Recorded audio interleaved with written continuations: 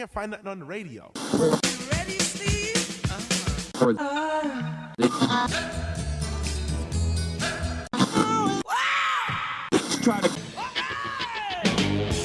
Welcome to Songology. He's Bruce.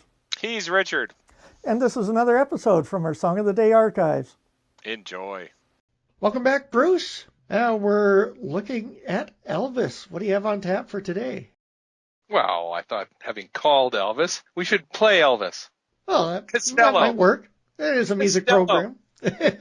Elvis Costello. Oh, okay. Not the other Elvis. Oh, you thought I meant Elvis Presley? Yeah, No. yeah. I'm just messing with you. Yeah. Yeah, no, I thought I'd play you some Elvis Costello. Okay. Elvis Costello got that name because his manager decided that he wasn't going to make it using Declan McManus. Now, I don't think there's anything wrong with Declan McManus, but it wasn't catchy, I guess. Yes. So, now, when did he get the name Elvis? What sort of time frame? well, that I'm not sure. I think it probably would have been late 70s, early 80s. Oh, okay. So the maid Elvis is well established. So it's not. Oh, yeah, no, long since, yeah. Yeah, He's okay. much younger. Costello is his mom's maiden name, so that's where the Costello came from, and the Elvis was just picked by his manager. Born and raised in London, he started playing the guitar when he was 15 and formed a band when he moved to Liverpool a couple of years later and got his break, it's said, in a kind of an unusual way. There was a Hilton Hotel in London where there was a conference of Columbia record executives, and he went outside to that place and performed outside on the street and would go away.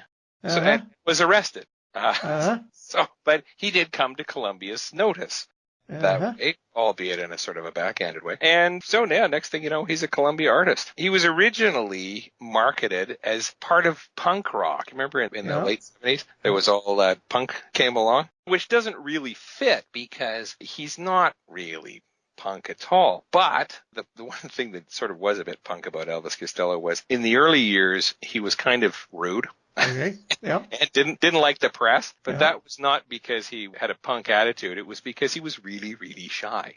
And so had difficulty dealing with all of the attention and so forth, but loved the music and loved performing and so forth. He's actually on his third marriage, but the reason I bring up his marriage is the fact that he's married to Canadian jazz singer Diana Krall. Oh, okay. And I believe they live, at least part of the time, in Vancouver. Oh, okay.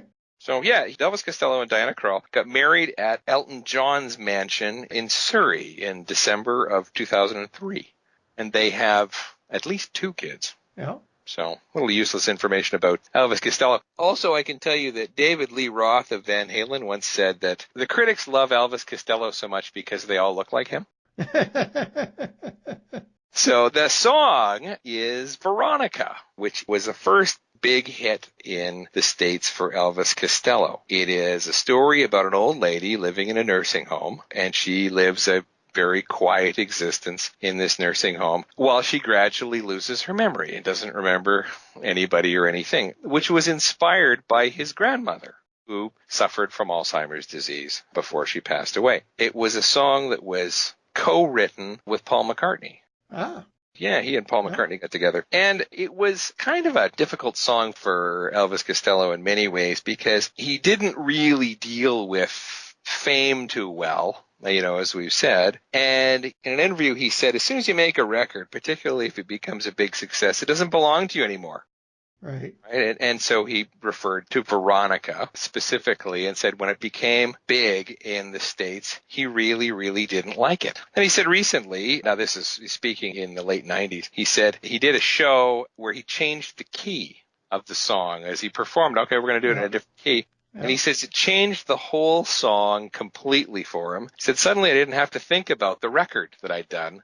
And it went back to why I wrote it and about my grandmother and so forth. And then it really meant something to me again. I got my song back. That was kind of neat to hear. You may also remember that for a while, Elvis Costello had a music program that showed up here and there on television where he would interview different, it was called Spectacle. Yes. And it was produced actually by Elton John and his partner. And they used to sit and have really, really interesting and in-depth interviews with musicians, and they'd play and jam and fool around. It was well worthwhile. And if it's ever rebroadcast, certainly I would recommend that people check it out.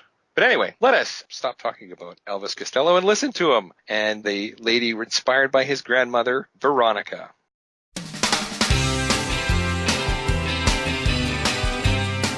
And as usual, I have to stop it right there due to the wonderful world of fair use rules.